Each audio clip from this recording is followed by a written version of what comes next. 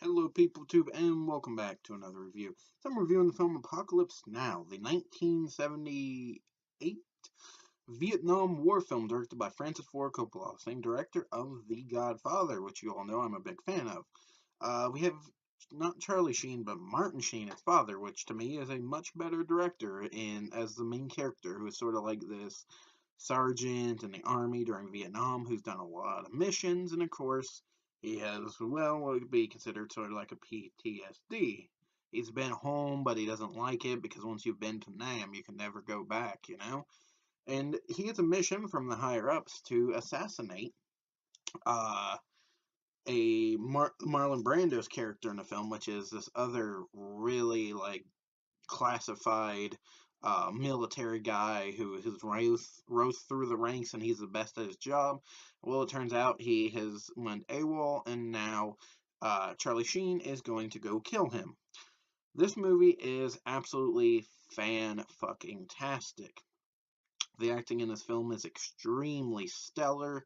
The story is cleverly written, and both this and the Redux version, with only two major differences, one being there's a long scene with a French family explaining how America had no business being in Vietnam, another scene where it features the soldiers on Martin Sheen's U-boat trying to have sex with Playboy bunnies. Now, these are the only two big inclusions within the Redux version. And if you don't want to sit through the entire 3 hour and 20-minute runtime, I would advise you to check out the original. Because even though it did add 40 more minutes, a lot of them aren't really worth it. There's a lot of time, like I said, being given to that French family shit. Um, the original movie itself, to me, is an absolute classic. The acting is terrific. The visuals is spectacular. It can sometimes be funny. It can sometimes be depressing. And it has one of the best war dialogues and monologues I've ever seen in a film.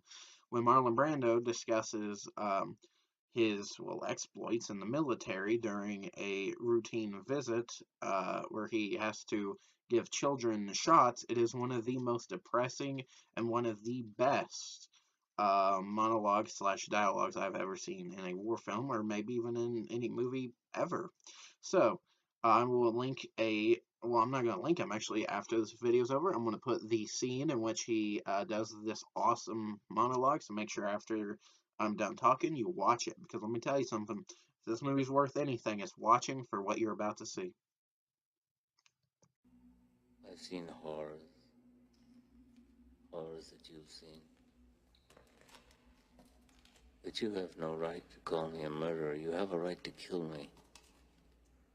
You have a right to do that.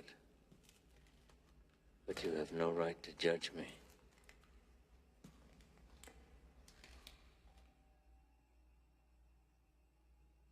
It's impossible through words to describe what is necessary to those who do not know what horror means. Horror. Horror has a face, and you must make a friend of horror. Horror and moral terror are your friends. If they are not, then they are enemies to be feared. They are truly enemies.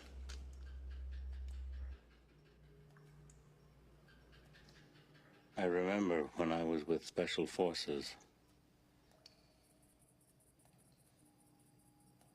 Seems 1,000 centuries ago. We went into a camp to inoculate some children. We left the camp after we had inoculated the children for polio. And this old man came running after us, and he was crying. He couldn't say. We went back there, and they had come and hacked off every inoculated arm. There they were in a pile of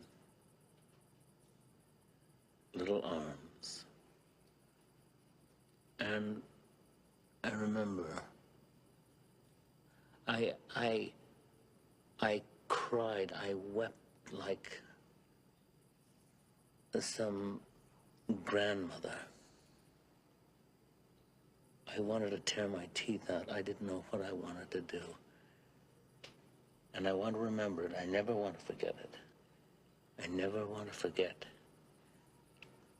And then I realized, like I was shot with a diamond bullet right through my forehead. And I thought, my God, the genius of that, the genius, the will to do that.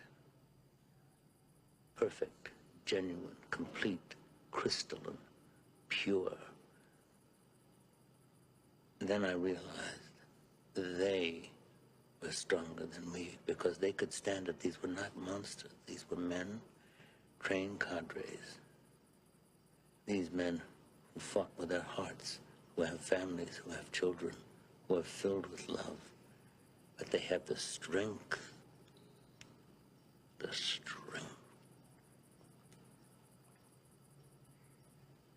to do that. If I had 10 divisions of those men, then our troubles here would be over very quickly. You have to have men who are moral and at the same time who are able to utilize their primordial instincts to kill without feeling, without passion, without judgment.